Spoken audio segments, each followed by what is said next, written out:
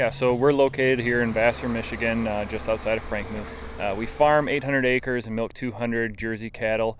And what we're doing with cover crops here is we're just trying to capture more of our growing seasons. We're trying to double crop essentially in a way that this farm has never done before. And by doing so, we want to be able to still grow high quality forages that allow us to maximize the use of our land, sunlight, water, all of our resources. On this farm, we use corn silage, haylage, triticale, cereal, rye. We have hairy vetch, crimson clover, red clover. A lot of other things that are in mixes and things that we've tried before. But primarily now we've kind of narrowed it down to the three: corn silage, alfalfa, and triticale. We really strive to be able to feed it to the milk cows and have the goal of feeding high forage diets.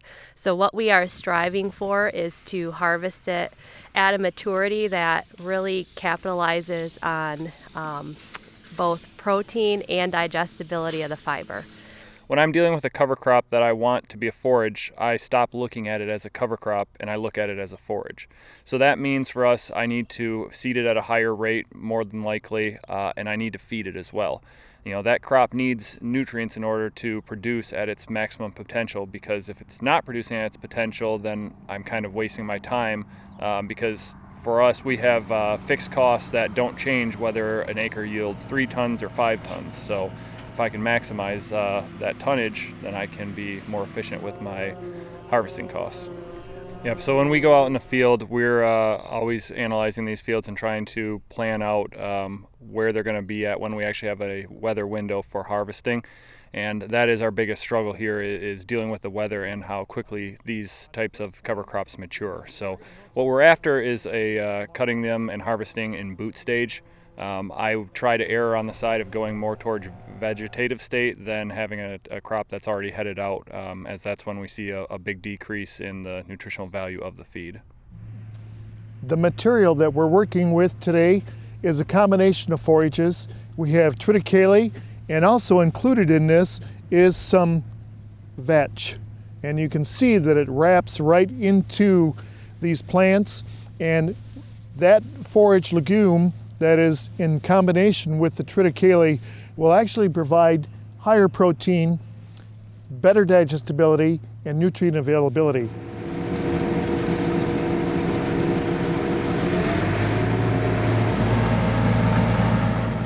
Some of the main lessons that we've learned are, struggles that we have with the weather. We can't influence the weather and things like that, but we can implement strategies that help us avoid some of the pitfalls. And with cereal grains, which is our main cover crop for forage, it's harvest early and not late. That was a big thing that we learned. If you have a window, you need to go now.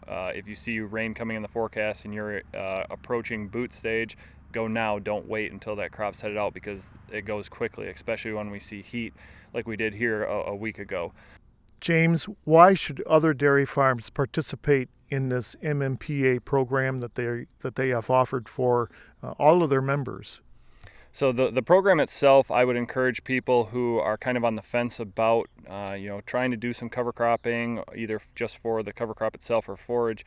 It's a program that helps you reduce your risk. There's some monetary funds that are available, which help you offset your input costs and make it just a little bit more practical from a financial standpoint. So you can kind of dip your feet into the water here and not have as much risk, and that's what programs like this are meant for and really helpful with.